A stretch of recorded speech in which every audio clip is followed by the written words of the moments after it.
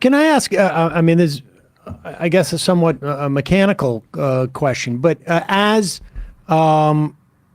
fuel reserves dwindle, as electricity is cut, as I imagine, people have the spare batteries for their phones and means of contact. How does your organization? I mean, this is a similar question in terms of like what would happen in terms of reporting, but because I mean, presumably, I have not heard reports that there are able, that press outfits are able to get in and sort of replenish reporters that might be there in terms of like, I don't know, phones or batteries or whatever it is. Are you both aware of like a diminishing number of reports to your organization coming out of Gaza, and like, how do you deal with this?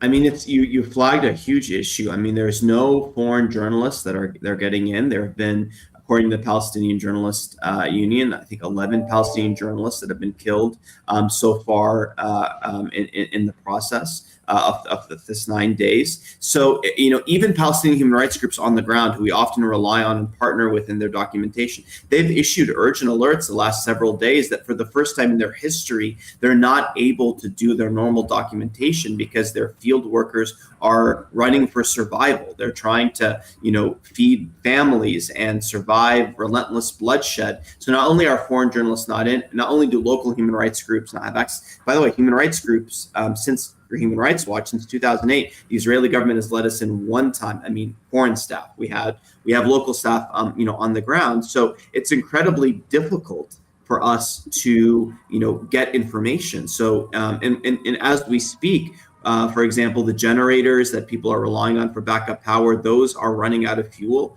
It's a matter of hours before they run out. And when that happens, the last sort of vestiges, unless we get an influx of urgently needed humanitarian aid, which, by the way, you can't just have aid and water. You need electricity, right? Even to operate the power plants, you need the infrastructure for the water to get there, which has all been damaged. So the Israeli government is, sort of laughing off the intelligence of the international community when they make announcements, which, by the way, we haven't verified, that they partially resumed water services in part of one area of Gaza. Because if you don't have the electricity, if you don't have the other aspects of aid, it's not going to help. But yes, the electricity and the internet outages, all of which, again, are unlawful, are creating a problem with getting basic information out of Gaza.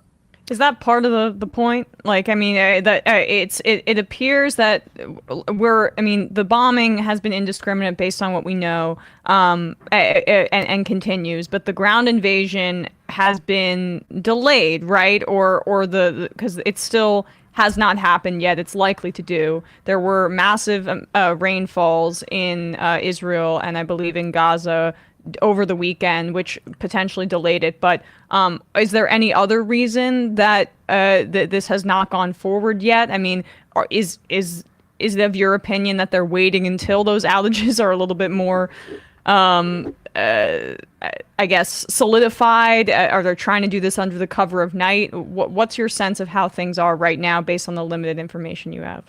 As a human rights lawyer, I can't, I'm not well placed to sort of speak about military strategy other than to say that, there are obviously a lot of considerations here. I think negotiations are clearly happening with the United States, with other states. I think there's obviously the fate of the hostages. And we should talk about that. I mean, we're talking about scores of Israelis, women, elderly, that are being held. That's unlawful. International humanitarian law is clear. They should be immediately released. So there could be concerns about the hostages. There could be, a desire to,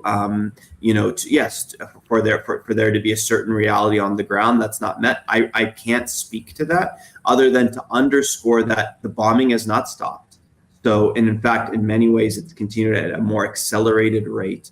People have been bombed trying to leave the northern part of Gaza on the approved routes, according to the local, Gaza Health Ministry. We continue to see massive bombardment and destruction. So I don't know, frankly, and I would be speculating about why, when, and why the ground invasion will or might not take place, other than to say that even if it doesn't, we're already seeing massive civilian casualties and destruction of civilian infrastructure. If it does happen, there's certainly a risk of the casualty count, which is in the thousands already, continuing, if not increasing at an accelerated rate. We're in an unprecedented descent into darkness. Let me ask you this question. And this is obviously it's not your job, but one of the things that there is a sense that obviously every country has the right to defend themselves. And what would, from your perspective, and again, I know this is not your job, and maybe it's an unfair question, but what are the other options for Israel here? Aside from perhaps whatever domestic pressures they may or may not have, right? I mean, because that's, I think, a very difficult thing for us to divine. I think we'll have guests on later this week that will probably discuss that sort of the swirling pressures within the context of Israel. But as a mechanism in which to ensure Israeli safety, why should we have different expectations of what Israel would do? Sam, it's interesting you raised that, because there's something that's really not well understood, which is for the 16 years of Israel's closure policy, the strongest advocates for actually easing or lifting the closure has been the Israeli army, not the political factors. The former director of the army in charge of Gaza called for a Marshall Plan of Gaza, because Israeli security folk understand that starving a population, sealing it off from the outside world, blocking people from any opportunity, any prospect of life from leaving. When you do that, you're invariably going to create a powder keg, and it's only a matter of time when you suppress, choke, strangle a people for years or decades, in which that takes, that manifests itself in really ugly and really heinous, ways of acting. It's an unsustainable arrangement. Human Rights Watch has been saying, we've had these rounds of escalations, and we've warned so many times that unless you deal with impunity for unlawful attacks, and unless you deal with the underlying root causes, including the closure of Gaza, Israel's apartheid against Palestinians, you're only going to see bloodshed and oppression continue. I hate that we're right. I wish it didn't. I wish it wasn't happening on an unprecedented scale. So I know I'm not directly answering your question, but I wanted to sort of establish again that we're here because the Israeli government put politics over what was in the best interest, not only the people of Gaza, right, which is to lift the closure, right? And this is not to say you let everybody in, everybody out. Obviously Israel can have individualized security assessments for entry to Israel, but to not let people in Gaza go to the West Bank, to not allow them to go abroad to pursue degrees, for art programs, when you stifle and kill hope for an entire people, you can't be surprised. I mean, let me give you one example. In 2018, you might remember the protest at the fence separating Gaza and Israel, in which Israel gunned down and killed many protesters. You know what Israel's answer to that was?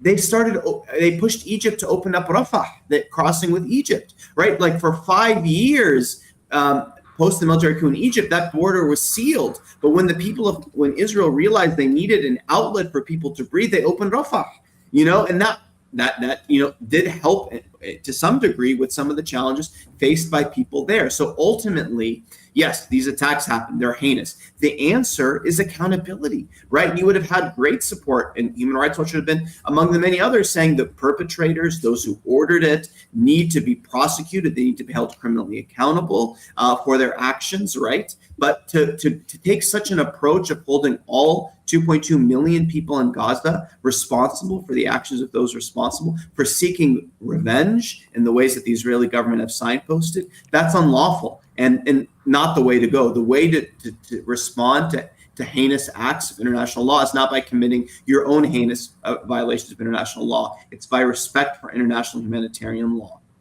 And we should say, from an efficacy standpoint, I mean, even if we were to, the idea that Israel will be able to enter into Gaza on the ground or do this by air and kill approximately 30,000 Hamas fighters. I mean, it's, assuming that they're even able to do that, it's going to involve so much more killing that it's almost unimaginable that we won't see a, 3-1 for everyone that they kill. They will have destroyed some 17-year-old or 15-year-old or 16-year-old or 14-year-old, 12-year-old's family, 10-year-old, who are going to grow up in this context, it seems, and continue this on.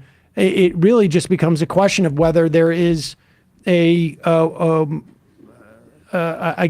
will to sort of do something different for a change in this, sort of situation. I don't have any illusions, but we really appreciate your coming on. Omar, is there anything else you think that we should know going forward at this point?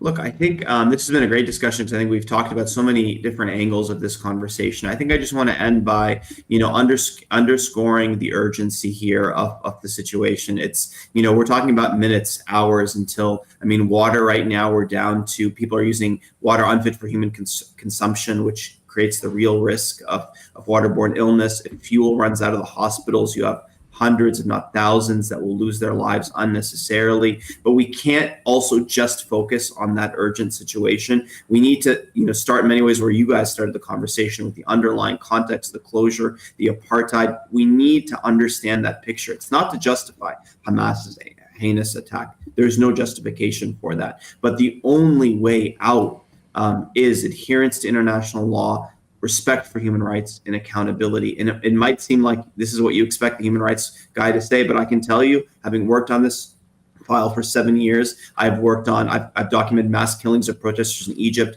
I represented men detained in Guantanamo Bay. I can tell you, unless we do those things, we're not going to get anywhere forward.